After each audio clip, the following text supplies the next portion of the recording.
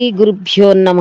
మద్గురుదేవులు చినరామచంద్రయ్యార్లు వారి పాదపద్మములకు నమస్కరించుకుంటూ, శ్రీ సత్యానంద సత్యమయ్యార్లు వారికి నమస్కరించుకొని, శ్రీమద్ భాగవత కృష్ణదేశకేంద్రుల వారు రచింపబడిన శక్తిద్వయ నిరాసకంబైన శుద్ధ నిర్గుణ తత్వ కందార్థ దరువుల నుండి 8వ అధ్యాయము పరిపూర్ణ బోధ, 18వ కందార్థము, క్రమ సంఖ్య 152.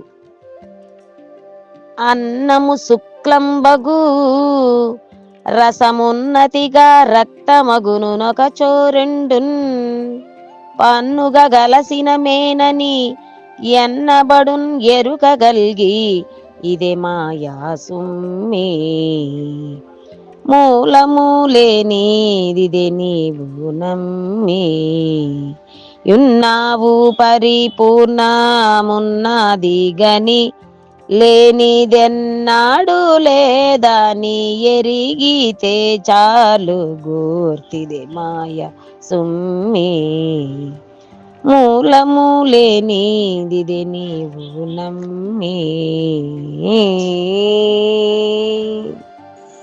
శ్రీ గురుభ్యో నమః. ఆత్మానాత్మరహితం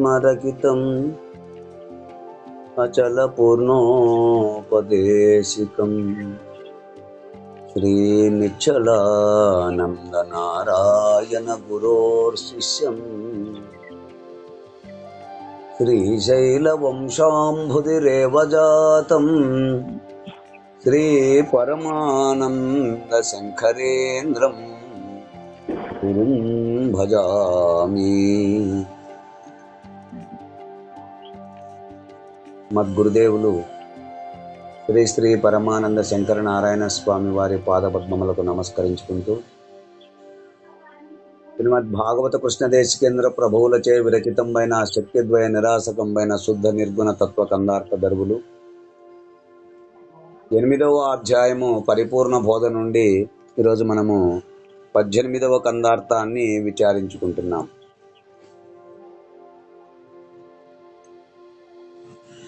అంటే క్రమ సంఖ్య 152. క్రిందటి కందార్థంలో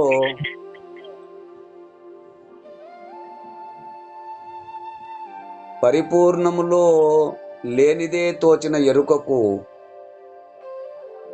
అపరిపూర్ణమున్నదని ఎరుగదు. అలా పరిపూర్ణమున్నదని ఎరుగబోసరికి ఎరుకే లేకపోవును అంటూ మనం క్రిందటి కందార్థములో విచారించుకున్నాము. తదుపరి కందార్థము పరిపూర్ణ బోధ 152 కందార్థము.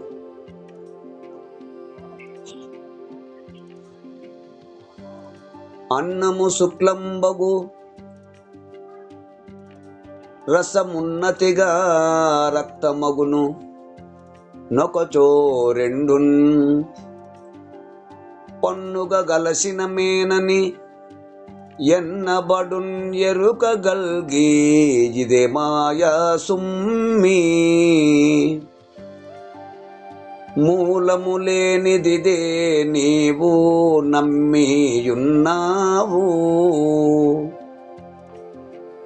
పరిపూర్ణమున్నాది గని లేనిదెన్నడు లేదని ఎరిగితే చాలు గుర్తదే మాయా సుమ్మి మూలము లేనిదిదే నీవు నమ్మి. శిష్య, అన్నము శుక్లంబగు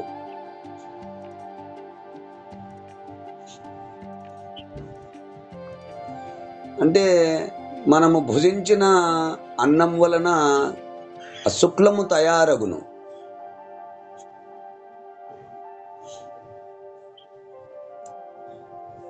చాందగ్యోపనిషత్తునందు తెలిపినట్లు ఆ త్రిహృత్కరణి అవిధానమును విచారించిన వారికి, అంటే అపృథ్వీభూత సంబంధమైన కఠినాంశము, అజలభూత సంబంధమైన ద్రవాంశము అగ్నిభూత సంబంధమైన తేజాంశము. దీనిని త్రిహుత్కరణి విధానము అని తెలుపబడును. ఇట్లు జఠరాగ్ని రూపములో పచనమై సప్త ధాతువులుగా పరిణామము చెంది ఆ పురుషుని యందు అన్నరసముచే శుక్లముగాను ఏర్పడుతుంది. ఇక రసం ఉన్నతిగా రక్తమగును. జలము వలన రక్తము అంటే స్త్రీ యందు ఈ ధాతువు శోణితముగా తయారగును.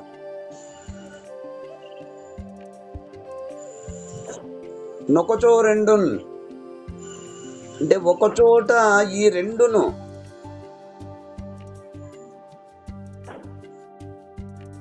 అంటే ఆ అన్నపు యొక్క సూక్ష్మాంశము, ఆ జలము యొక్క సూక్ష్మాంశం,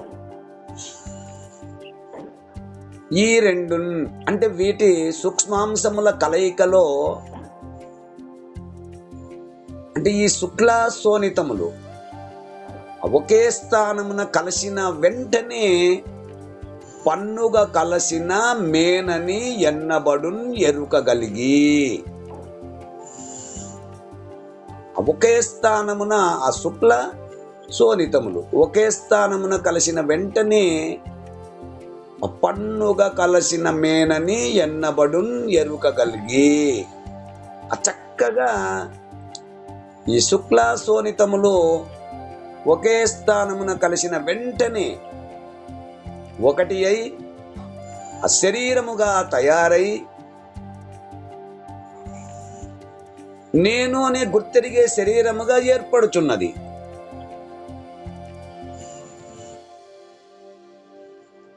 ఇదే మాయసుమ్మి.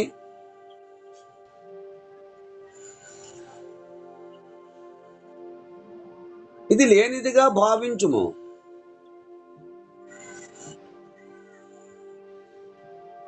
ఇది అశాశ్వతమై క్షణికమై ఉన్నది కావున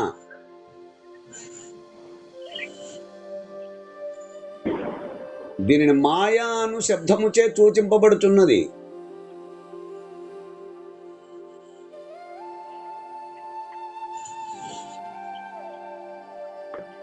మూలము లేనిదిదే నీవు నమ్మి ఉన్నావు. అంటే దీని పూర్వాపరములు విచారిస్తే అనగా వస్తునిచ్చే పూర్వకముగా విచారించినచో మూలము గాని స్థానము గాని లేదని తెలియచున్నది. కనుక పరిపూర్ణమున్నది గని లేనిదెన్నాడు లేదని ఎరిగితే చాలు.